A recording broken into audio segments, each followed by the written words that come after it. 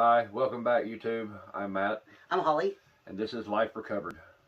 Today we're going to be touching base on some decisions you're going to have to make. The first decision is whether or not you want to have a better life. Sobriety is definitely the way to go, but after you make that decision, you have to make a decision on whether or not you want to go to rehab or do an outpatient or try to do it by yourself. But statistically, rehab and outpatient have better outcomes. And like I mentioned before, I went to rehab. Matt did not. Before I went to rehab, I knew what rehab meant, but I didn't understand. Like, I was hesitant to proclaim myself an addict in general. I knew that I did drugs, but I did not know that I was a drug addict. And she was scared to death. I thought it was going to be like jail. It's not like jail. It's a lot better than jail. I've been to jail. This is better. um, and I went to a state-run facility, so one of the lower of the tier ones. I'm sure most of them are better where I was at, and where I was at was great. But you're going to have to make a decision. I mean, one way or another, there's going to have to be some sort of rehabilitation, whether you do it through AA and yourself and friends, or if you let a facility do it. You seek professional help. That is one of the perks to rehab. You are surrounded by licensed professionals. It is literally their job to help you get better, to help you battle your addiction, and to move forward. And if you're in a center, then they, if needed, they will prescribe you medication to help with the come down, to help with the withdrawals. They will adjust it as accordingly. And believe it or not, most drug addicts have an underlying mental illness. Matt does not. We had psychological evaluations done. I'm normal. He's the normal one. The only thing that came up on his was a substance abuse problem, and we knew that. Mine, however, came up with the substance abuse problem plus three other things: bipolar, generalized anxiety, and have a codependency issue, which means I want somebody to tell me that I'm making the right decision. I don't just want to make it. I want him to be like, yes, that is the right one.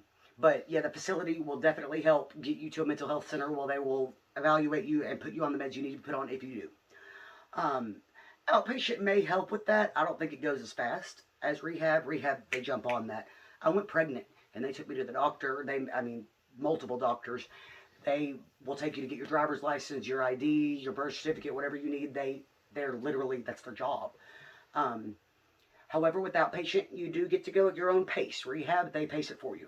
And you don't get to go anywhere. If you go to a rehab facility, you're there. And most all of their programs are between 30 days, 60 days, 90, and up to 1 year. I did a 60-day inpatient. Like I said, though, it wasn't terrible. Rehab wasn't bad. It was not like jail. You get the structure you need. They wake you up at a certain time every day. They feed you lunch at a certain time. They feed you dinner at a certain time. You have a routine. And we did leave as a group in a van to go to AA. Other than that, we were at the facility all the time. But then you have the other choices that you got to make.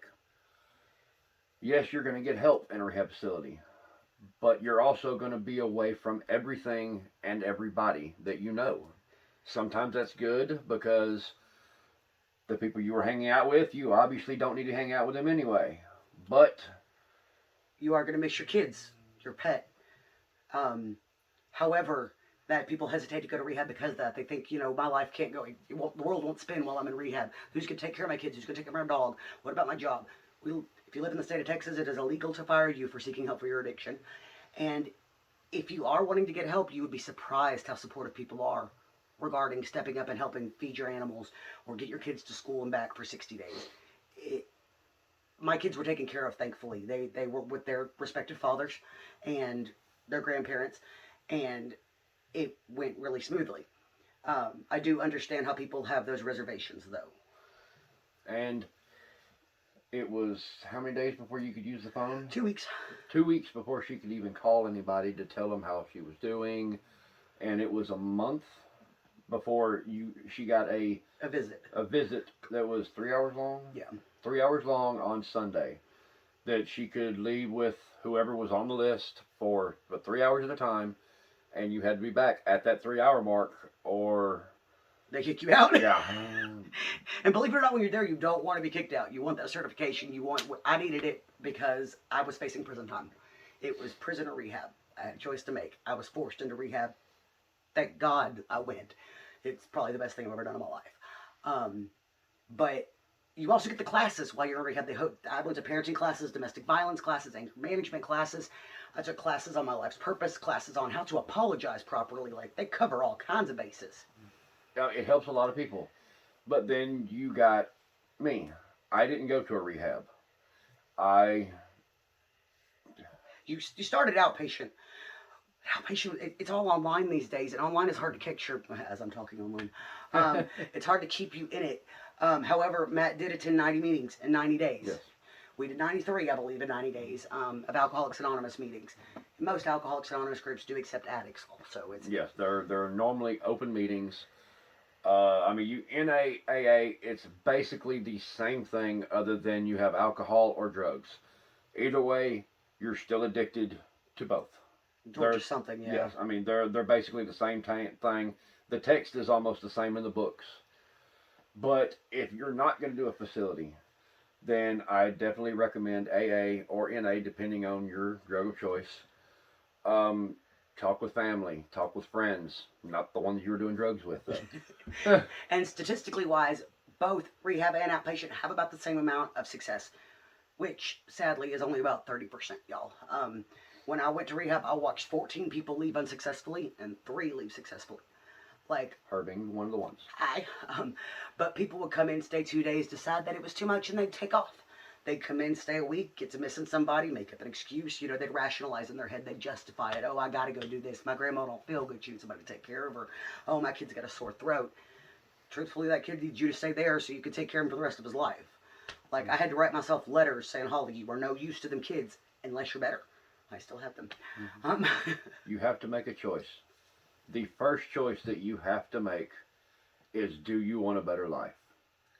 If you want a better life in recovery, that's the first choice you have to make, and the main choice. Because if you second guess that first choice, rest of it's worthless. Yeah.